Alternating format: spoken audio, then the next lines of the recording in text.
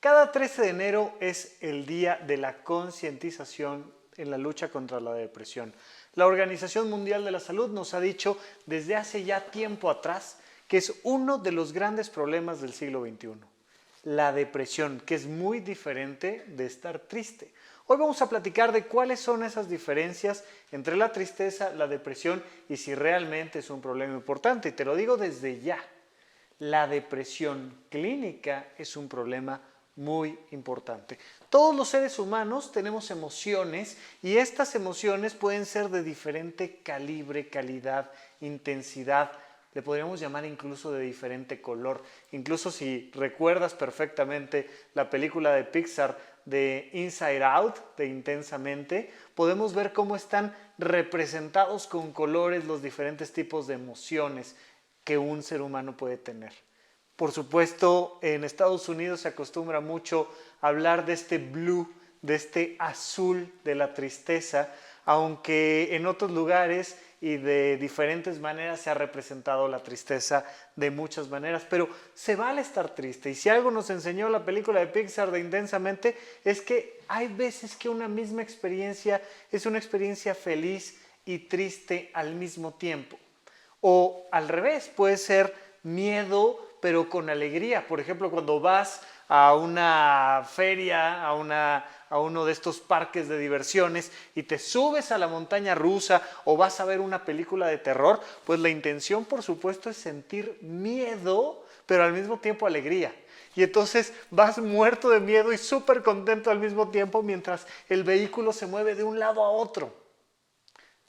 Puedes también ir al cine a ver un drama y llorar y llorar y llorar y conectarte con el protagonista o con la protagonista y sentir que la vida es injusta o cualquier otra cosa donde de repente vives esta experiencia de una emoción entre comillas negativa como la depresión, la ansiedad, el miedo, el enojo, la tristeza, pero que no propiamente representan un problema clínico.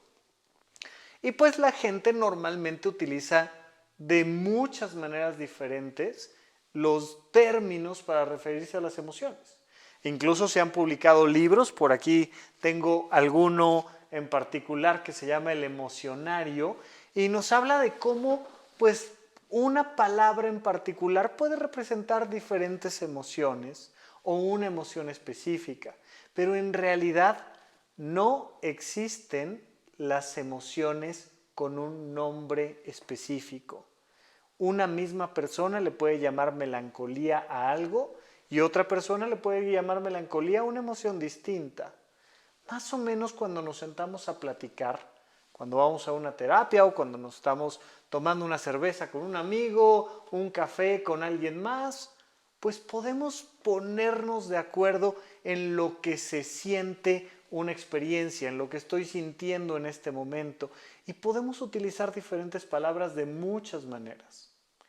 Pero más allá de eso, más allá de que tengamos la libertad de decir, ay, ando bien depre, ¿no? Cuando pues, ando triste, ando bajoneado, ando blue o pues ando depre, ¿está bien? Ay, no, es que yo creo que sí estoy muy deprimido. Ok. Si estamos platicando con las personas en la cotidianidad, el término está bien, es correcto, ¿no? Un gran ejemplo del que ya platicaremos en otros videos es el trastorno bipolar. La gente ahí en la calle dice, ay, es que esta persona es muy bipolar. Refiriéndose a personas que cambian rápidamente de su estado de ánimo, pero psiquiátricamente hablando, eso nada tiene que ver con el trastorno bipolar. La mayoría de las veces que las personas hablan del estrés o de la depresión o de la tristeza, nada tiene que ver propiamente con la depresión clínica desde una perspectiva psiquiátrica. Los médicos desde hace muchos años hemos buscado a nivel mundial ponerle el mismo nombre a las cosas. No siempre fue así. De hecho, durante mucha parte de la historia de la medicina se acostumbraba a utilizar epónimos, el nombre de una persona que había descubierto, descrito o que había padecido una enfermedad para referirnos a un grupo de síntomas. Pero pues a lo mejor en este lado del mundo lo descubrió esta persona y la misma condición la descubrió alguien más en otra parte o se le puso el nombre por algún elemento en particular. Por ejemplo, te puedo hablar del síndrome de Pee-wee, que Pee-wee era un personaje de una novela que era un hombre gordo que siempre se quedaba dormido y que le costaba mucho trabajo respirar. Y entonces cuando hablas del síndrome de Pee-wee puedes estar describiendo una persona con enfisema pulmonar obstructivo crónico, con EPOC. Pero cada vez más hemos procurado alejarnos de los epónimos. Estoy seguro que si en algún momento de la vida has escuchado hablar de las trompas de Eustaquio, muy diferentes de las trompas de Falopio, pues es que Falopio describió unas y Eustaquio describió las otras. Pero no son propiamente los nombres técnicos con los que nos debemos de referir a la anatomía o a las enfermedades. Cuando hablamos de depresión, hoy en día, en nuestra época, estamos hablando de un grupo de síntomas muy particulares que hablan de un trastorno propio de una enfermedad mental. Incluso el término enfermedad no es propiamente el mejor.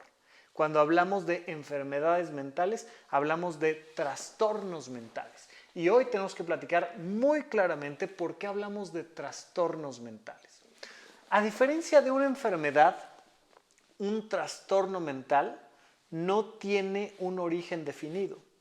Estás más que bien informado, informada de cómo el COVID-19 es una enfermedad producida por la infección de un virus, que es el virus del SARS-CoV-2 o SARS-CoV-2, dependiendo de quién te lo diga, lo vas a escuchar de varias maneras, pero hay un virus allá afuera que se te mete al cuerpo, te inflama los pulmones y te da varios síntomas relacionados con este SARS-CoV-2, con este SARS-CoV-2 que te da COVID-19. La enfermedad se llama COVID-19 y el agente causal es un virus en particular. Acabas con el virus, acabas con el efecto del virus y se acabó la enfermedad.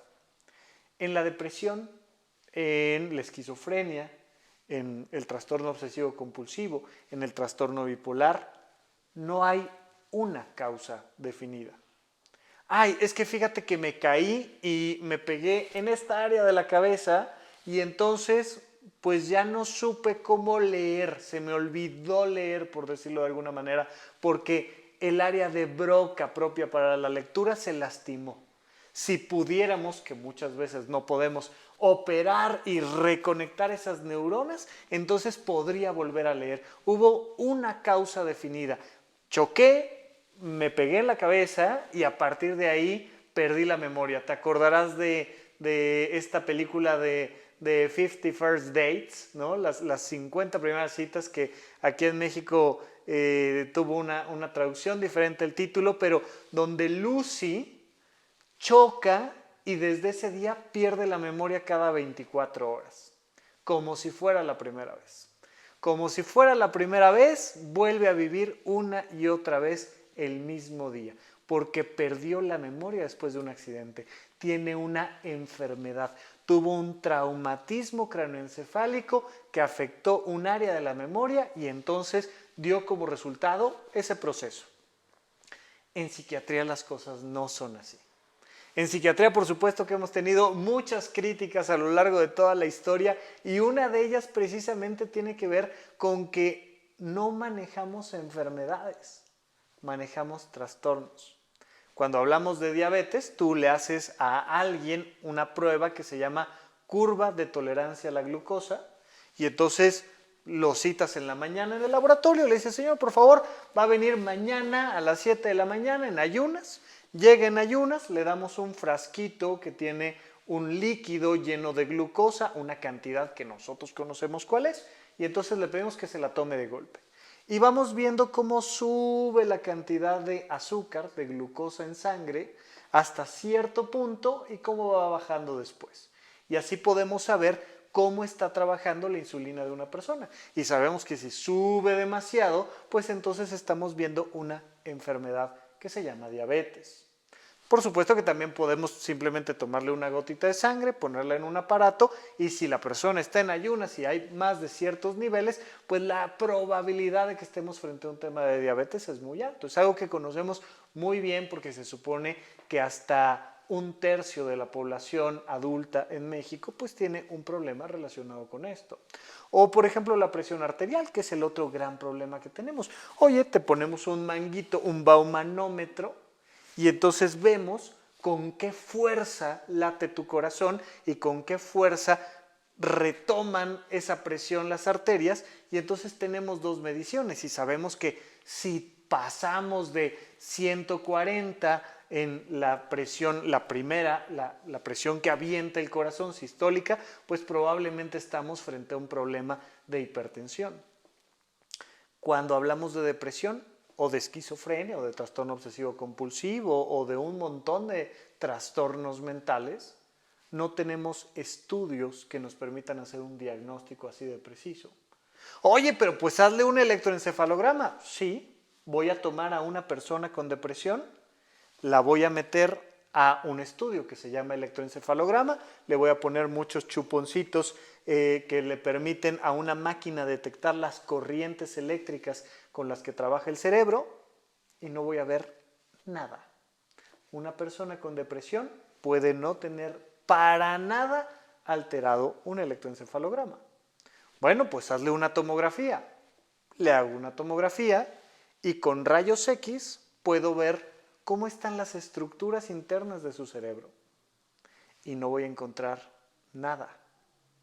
Bueno, pues hazle una resonancia, hazle algo, sácale exámenes de sangre, algo, el corazón, un electrocardiograma.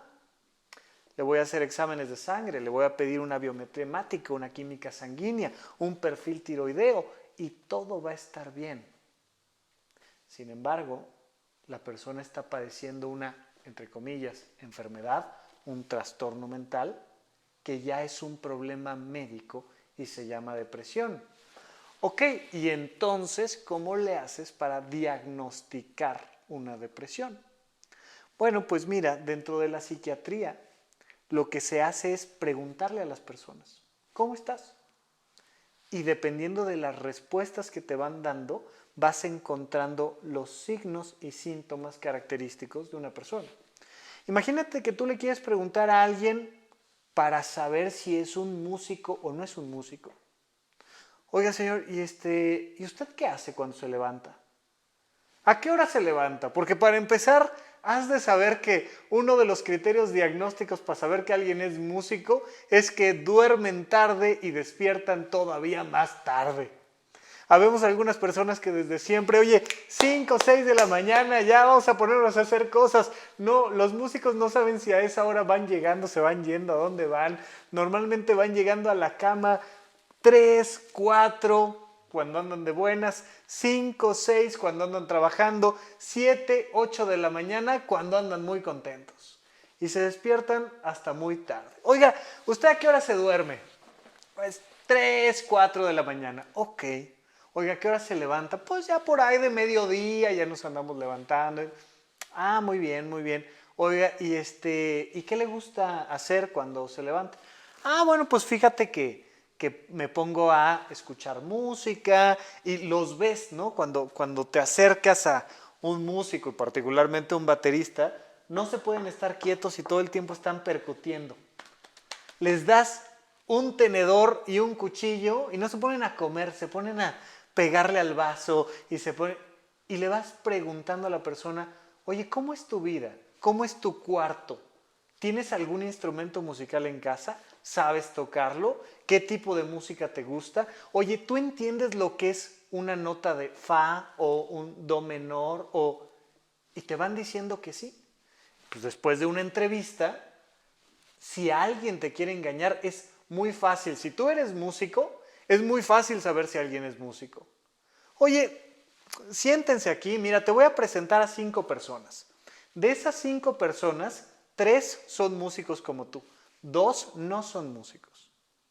Pues los pones a platicar al músico en cuestión que está haciendo la entrevista durante 1 hora con cada uno de ellos y estoy casi seguro que va a atinarle perfectamente bien a cuáles 3 sí son músicos y a cuáles 2 no.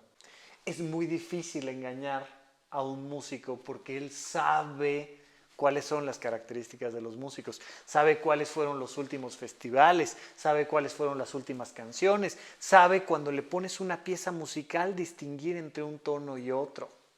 Sabe si hubo pocos instrumentos o muchos y si la postproducción de la música tuvo un gran estudio o fue hecho por algunos amateurs.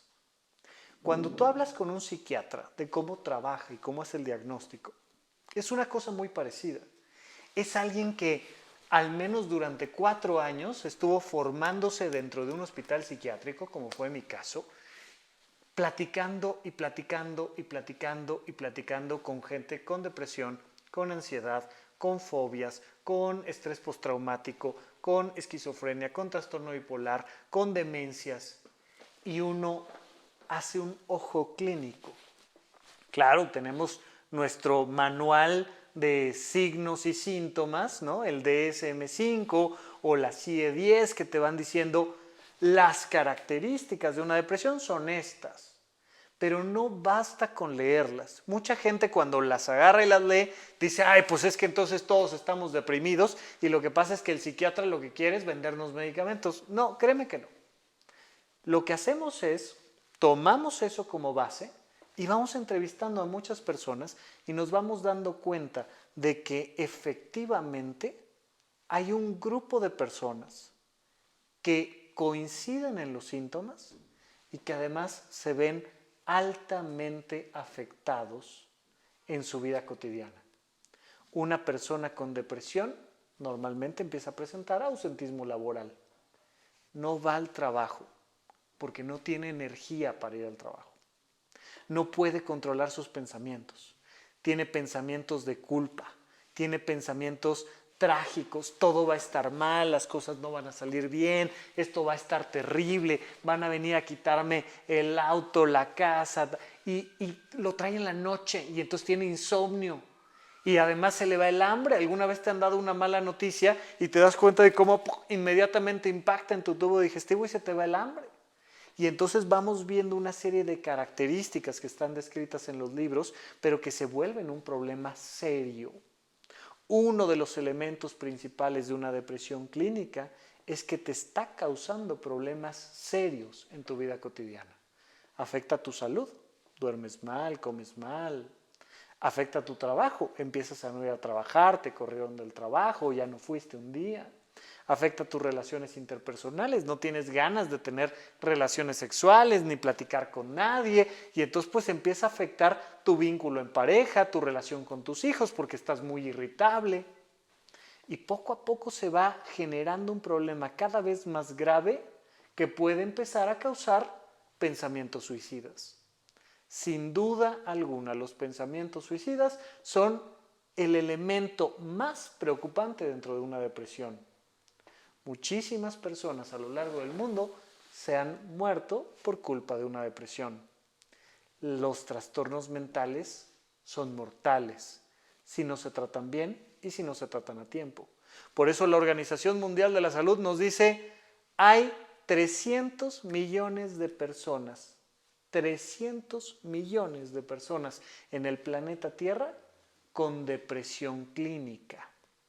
Es decir, que requieren una atención por un especialista. 300 millones de personas y en México 1/3 de la población presenta depresión clínica. De hecho, tenemos estos 2 grandes problemas en nuestro país. Uno, la diabetes. 1 de cada 3 personas adultas presenta un problema con su glucosa. 1 de cada 3 personas presenta un problema de depresión crónica. Y resulta que de golpe llega una pandemia que nos afecta económicamente, que no nos deja salir, que no nos deja viajar, que no nos deja abrazar a las personas que sí podemos abrazar, que empezamos a tener mayor distanciamiento, no nos estamos exponiendo adecuadamente a la luz solar, empezamos a comer mal. Nos ha afectado mucho nuestros ritmos de trabajo, de sueño, de descanso, y entonces empezamos a darnos cuenta cómo se hace todavía más grave el tema de la depresión.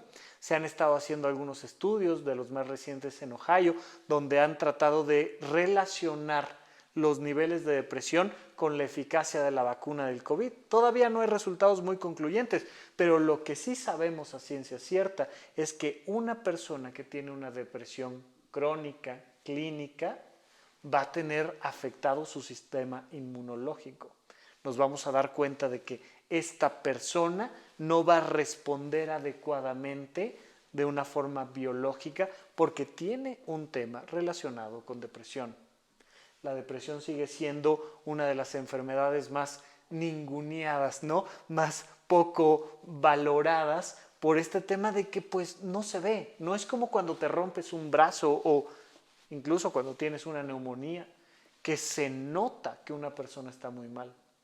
Te vas deprimiendo y la gente te dice, va, pues échale ganas y ya, venga, vamos, échale ganas, vamos a salir para adelante. Y no, requiere de la atención médica de un especialista. Es muy importante que comprendamos eso y por eso está considerada como una de las grandes pandemias del siglo XXI, porque está afectando a 1/3 de la población mundial, a 1/3 de la población en México y por supuesto que con el efecto de la pandemia van a incrementar esos números. Acércate a un especialista. Siempre. Hay en México, por ejemplo, en la Ciudad de México, hay hospitales públicos donde te dan una muy buena atención. Claro, traemos arrastrado todo este impacto hollywoodense de lo que creemos que pasa adentro de los hospitales psiquiátricos y ya nos imaginamos así como Jack Nicholson con algo metido en la boca para que no nos mordamos la lengua mientras nos dan electroshocks. No es así. De verdad no es así. Y es una de las labores que hemos hecho a lo largo de más de 250 episodios en el podcast de Supracortical. Quiero que tengas ahí, en la seguridad de tu casa, a un psiquiatra platicando contigo y que te des cuenta de que la intención no es ni venderte medicamentos, ni hospitalizarte y quitarte la libertad, ni afectar tu personalidad, ni cambiar tu manera de ser, sino ayudarte a que seas feliz, ayudarte a que seas funcional. ¿Cuáles son las características clásicas que nos han dado en los manuales médicos en torno a la depresión? Factor número 1.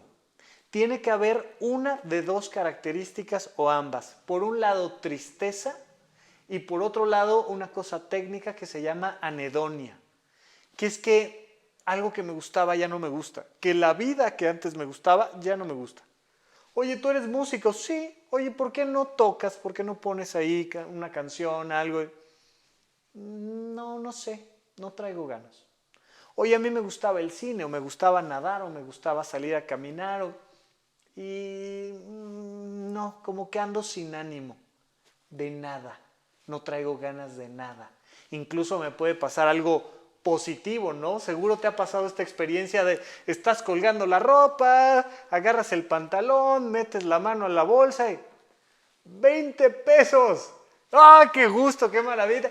Y de verdad una cosa como encontrarte 20 pesos en el pantalón nos da esta sensación de, ¡ah, qué padre! Hoy es un día de buena suerte. Ya no te digo yo si te encuentras 50, 100 o 500. Bueno, es un súper día. Cuando tienes anedonia, metes la bolsa al pantalón, sacas uno de 1000 y un poco te da igual. Porque algo no está funcionando bien en tu sistema de emociones. Esto o tristeza. Así como cuando tienes una pérdida importante, así como cuando reprobaste un examen, así cuando te regañaron, así como cuando tuviste una ruptura de pareja, te sientes triste. Pero esta tristeza y esta anedonia dura al menos 2 semanas, casi todos los días, casi todo el día. Muchas veces, mucho más de 2 semanas, todo el día, todos los días. Cuando tenemos un duelo, una pérdida importante, es normal tener una semana donde todo el día ando mal. Una ruptura de pareja, ¿te ha pasado? De que de repente uno tiene esta ruptura y duele y se sufre pero bueno, al ratito te habló una amiga y saliste y estuvo bien y viste el partido y te lograste distraer un ratito. Cuando tienes una depresión, no. Tu estado de ánimo está bajo todo el tiempo, al menos 2 semanas, casi todo el día, casi todos los días. tristeza constante, fuerte, intensa o anedonia. Y a esto se le suman otras características. Puedes tener problemas con tu apetito, puedes tener mucha hambre o muy poca hambre, puedes tener problemas con tu sueño, puedes tener muchas ganas de dormir y dormir mucho o tener un insomnio brutal. O mucha gente, por supuesto, que tiene insomnio en la noche y en la mañana durante el día se la pasa dormido y trae desbalanceado todo este ciclo, pero se afecta tu apetito, se afecta tu sueño, se afecta tu energía física. Y entonces tú te sientes sin energía para hacer tus actividades y la gente te ve sin energía. Y entonces te ven ahí, como decimos aquí en México, arrastrando la cobija, ¿no? Ay, como que vas caminando, caminando, caminando, y se te hace que la cocina está lejísimos. Y entre que no tienes hambre y no tienes energía, pues no comes. Y te va afectando también a nivel cognitivo.